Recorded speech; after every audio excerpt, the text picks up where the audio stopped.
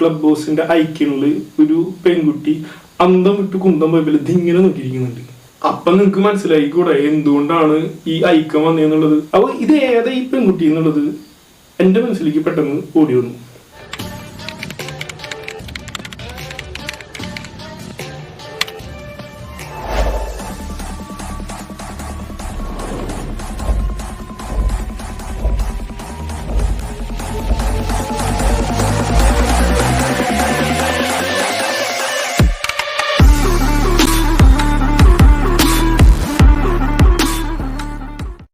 എല്ലാ ഗൈസുകൾക്കും പുതിയൊരു വീഡിയോയിലേക്ക് സ്വാഗതം.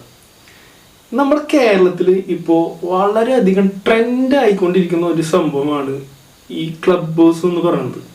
അതിൽ പ്രത്യേകിച്ച് തർക്കമൊന്നും ഒരാൾക്കും ഉണ്ടാവില്ല. അപ്പോൾ ഞാനിങ്ങനെ ഇന്നലെ ഒരു ക്ലബ് ഹൗസിൻ്റെ ഒരു വീഡിയോ ഞാൻ ഇട്ടിട്ടുണ്ടായിരുന്നു. അപ്പോൾ ഞാൻ ഇങ്ങനെ ഈ വീഡിയോ ഇട്ടപ്പോഴും അതുപോലെ തന്നെ ഈ ആപ്പ് ഇൻസ്റ്റാൾ ചെയ്തപ്പോഴും ഒക്കെ പെട്ടെന്ന് എൻ്റെ ശ്രദ്ധയിലേക്ക് പെട്ട ഒരു സംഭവമാണ്.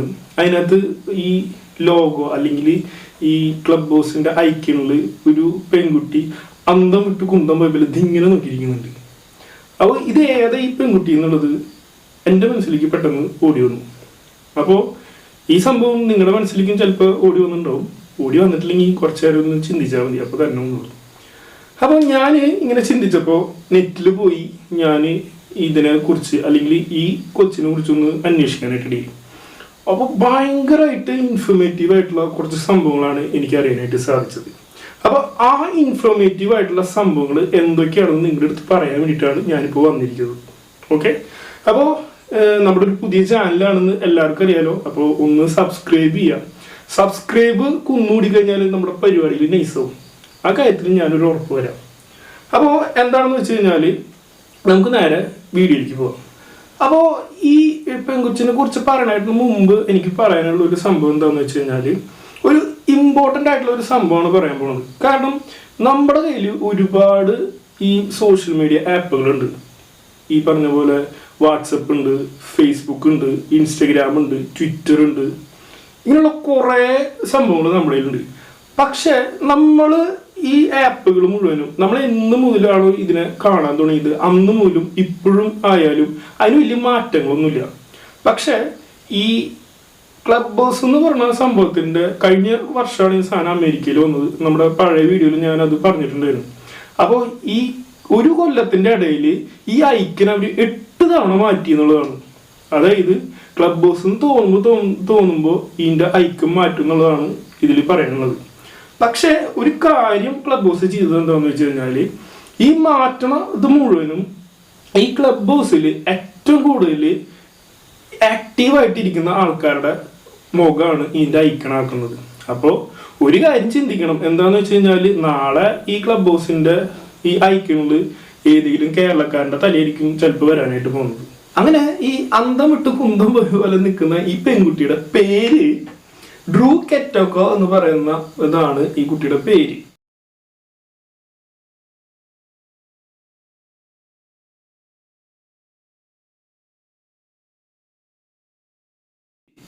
ഇവര് ഒരു ജപ്പാനീസ് അമേരിക്കൻ വനിതയാണ്. കാരണം ഇവരുടെ അപ്പനൊരു ജപ്പാൻകാരനും അമ്മ ഒരു അമേരിക്കക്കാരിയാണ്.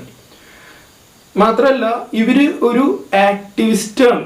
അതായത് ഈ അമേരിക്കയില് ഏഷ്യ വംശകർക്കെതിരെയുള്ള കുറെ പരിപാടിക്ക് ഇവര് ചുക്കാൻ പിടിക്കേണ്ടിരുന്നത്. അതായത് ഏഷ്യ വംശകർക്ക് ഉണ്ടാകുന്ന വിമോചനത്തിനെതിരെ ഇവര് നല്ല രീതിയിൽ പ്രവർത്തിച്ചിട്ടുണ്ടായിരുന്നു. ഈ പ്രവർത്തനത്തിന്റെ ഫലമായിട്ടാണ് ഇവർക്ക് ഒരു ആക്ടിവിസ്റ്റ് എന്ന് പറഞ്ഞ ഒരു പേര് വരാനായിട്ട് ഇടയായത്. മാത്രമല്ല സ്റ്റോപ്പ് ഏഷ്യൻ ഹെയ്റ്റ്സ് എന്ന് പറയുന്ന ഒരു പരിപാടി ഇവര് ക്ലബ് ഹൗസിൽ അവതരിപ്പിക്കുന്നുണ്ടായിരുന്നു.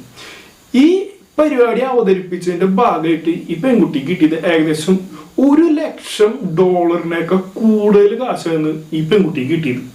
ഈ പെൺകുട്ടിയുടെ ഈ ക്ലബ് ഹൗസിന്റെ ഈ ഒരു ടോക്കിംഗ് റൂം എന്നാണ് ഇതിനെ പറയുക. അതായത് സംസാരിക്കാൻ വരുന്ന ഓരോ റൂമുകൾ, അതിനെയാണ് ഈ ക്ലബ് ഹൗസ് എന്ന് അവർ ഉദ്ദേശിക്കുന്നത്. അപ്പോൾ ഈ പെൺകുട്ടിയുടെ ഈ ഒരു പരിപാടിയിൽ ഇന്ന് ക്ലബ് ഹൗസിൽ ഏറ്റവും കൂടുതൽ ആൾക്കാർ ഫോളോ ചെയ്തിരിക്കുന്നത് ഈ പെൺകുട്ടിയുടെ പരിപാടിയിലാണ്. അതായത് ഈ പെൺകുട്ടിയുടെ ആ ക്ലബിന്റെ പേര് എന്താണെന്ന് വെച്ച് കഴിഞ്ഞാൽ ആർട്ട് ക്ലബ് എന്നാണ് ഈ പെൺകുട്ടിയുടെ ക്ലബ് ഹൗസിന്റെ ആ പരിപാടിയുടെ പേര്. അപ്പൊ നിങ്ങക്ക് മനസ്സിലായി കൂടെ എന്തുകൊണ്ടാണ് ഈ ഐക്യം വന്നതെന്നുള്ളത്. മാത്രല്ല ഈ പെൺകുട്ടി ഭയങ്കര ഒരു ആർട്ടിസ്റ്റാണ്, അത് പടം വരക്കാരിയാണ്. ഇവരുടെ ഒരു പടം എന്ന് പറഞ്ഞു കഴിഞ്ഞാല് ഒരു എന്താ പറയണത്, സൂമി എന്ന് പറഞ്ഞ ഒരു പ്ലാറ്റ്ഫോമിൽ നിന്നുകൊണ്ടുള്ള ഒരു ആർട്ടിസ്റ്റാണ്, ഒരു പടം വരെയാണ്. അതിനെ കുറിച്ച് കൂടുതൽ എനിക്കൊന്നും അറിയില്ല, നിങ്ങൾ നെറ്റിൽ പോയി നോക്കി കഴിഞ്ഞാൽ നിങ്ങൾക്ക് കാണാനായിട്ട് സാധിക്കും. അതിൽ വിഷ്വൽ ആർട്ടിസ്റ്റ് ആണ് ഈ പെൺകുട്ടി, വിഷ്വൽ ആർട്ടിസ്റ്റ്. അപ്പോൾ ഈ ഒരു പെൺകുട്ടിയുടെ ഭയങ്കര ഫേമസ് ആയിട്ടുള്ള ഒരു സംഭവമാണ്. ഞാൻ ആദ്യം പറഞ്ഞില്ലേ, ഒരു പടടാവാണ് അവള്. കാരണം എന്താന്ന് വെച്ച് കഴിഞ്ഞാല് 5 ഭൂഖണ്ഡങ്ങളിലും 30-ലേറെ രാജ്യങ്ങളിലും ഈ പെൺകുട്ടി ഫേമസ് ആണ്. അതുകൊണ്ട് തന്നെയായിരിക്കാം ഒരു പക്ഷെ ഈ ക്ലബ് ഹൗസിലേക്ക് ഇങ്ങനെ ഒരു പരിപാടിയായിട്ട് ഈ പെൺകുട്ടി വന്നപ്പോൾ ഇത്രയധികം ഫോളോവേഴ്സ് ഉണ്ടാവാനായിട്ട് കാരണം കേട്ടോ. മാത്രല്ല സ്റ്റാൻഫോർഡ് യൂണിവേഴ്സിറ്റിയിൽ നിന്ന് പൊളിറ്റിക്കൽ സയന്റിസ്റ്റ് ആയിട്ട് പുറത്തു വന്ന ഒരു പെൺകുട്ടിയാണ്. അപ്പൊ മനസ്സിലാക്കാലോ ചില്ലറക്കാരിയല്ല സംഭവം എന്നുള്ളത്. അപ്പോ ഇത്രയൊക്കെ തന്നെയാണ് ഈ പെൺകുട്ടീനെ കുറിച്ച് പറയാനുള്ളത്. ഞാൻ പറഞ്ഞ പോലെ ബാക്കിയുള്ള 7 പേരുടെ കാര്യങ്ങളും ഇതിനകത്തുണ്ട്.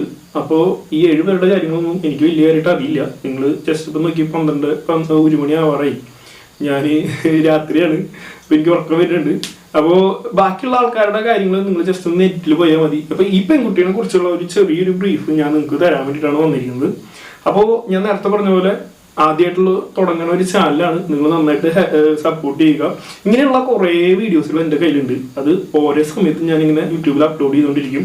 അപ്പം നിങ്ങൾക്ക് ഇത് കാണണമെങ്കിൽ എൻ്റെ ചാനൽ സബ്സ്ക്രൈബ് ചെയ്യണം, എന്നാൽ മാത്രമാണ് നിങ്ങൾക്ക് കറക്റ്റായിട്ട് നോട്ടിഫിക്കേഷൻ കിട്ടുള്ളൂ. അപ്പം ഞാൻ നേരത്തെ പറഞ്ഞ പോലെ തന്നെ സബ്സ്ക്രൈബ് ഇങ്ങനെ കുന്നോടി കഴിഞ്ഞാൽ നമ്മുടെ പരിപാടിയിൽ ഇങ്ങനെ നൈസാവും, അത് വേറൊരു കാര്യം, അത് ഞാൻ തന്നെ ഒരു സത്യമാണ്.